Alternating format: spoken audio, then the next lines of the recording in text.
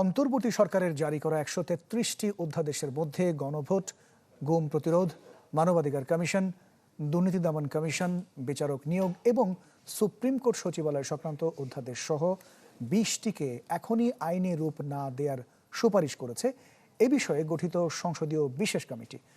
আজকে সংসদে প্রতিবেদন জমা দেওয়া হয়। এতে ৯৮টি অধ্যাদেশ হুবহু, ১৫টি সংশোধন, ৪টি বাতিল এবং হেফাজতের জন্য প্রস্তাব করা হয়েছে।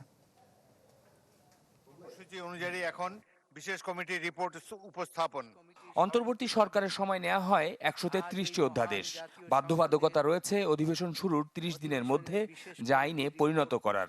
তাই সংসদ অধিবেশন শুরুর পরপরই এই অধ্যাদেশগুলো যাচাই বাছাইয়ে গঠিত হয় ১৩ সদস্যের বিশেষ কমিটি, যার প্রধান বরিশাল ৩ আসনের সংসদ সদস্য অ্যাডভোকেট জয়নুল আবেদিন। সংসদে বিল উত্থাপনের জন্য সুপারিশ করে।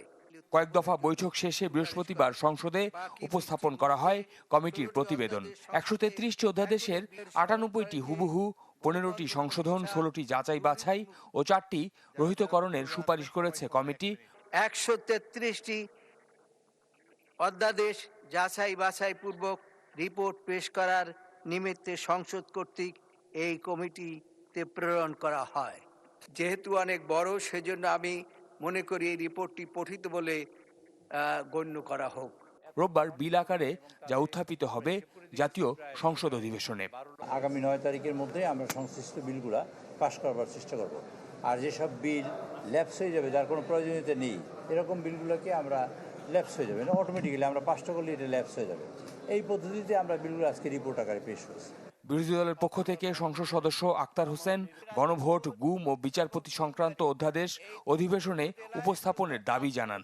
আমরা সরকারি দলের কাছে আহ্বান জানাবো, গুম, বিচারপতি নিয়োগ, সুপ্রিম কোর্টে আলাদা সচিবালয়, দুর্নীতি দমন কমিশন, মানবাধিকার কমিশন, পুলিশ এবং অন্যান্য যত জনগুরুত্বপূর্ণ বিষয় রয়েছে সেই বিষয়ে যে অধ্যাদেশগুলো আছে সেই অধ্যাদেশগুলোকে যেন এবারের সংসদে উত্থাপন করা হয় এবং সেগুলোকে গ্রহণ করা হয়। আগামী রোববার বিকেল ৩:৩০ পর্যন্ত মুলতবি করা হয়েছে সংসদ অধিবেশন। শফিকুল ইসলাম সবুজ, চ্যানেল 24, ঢাকা।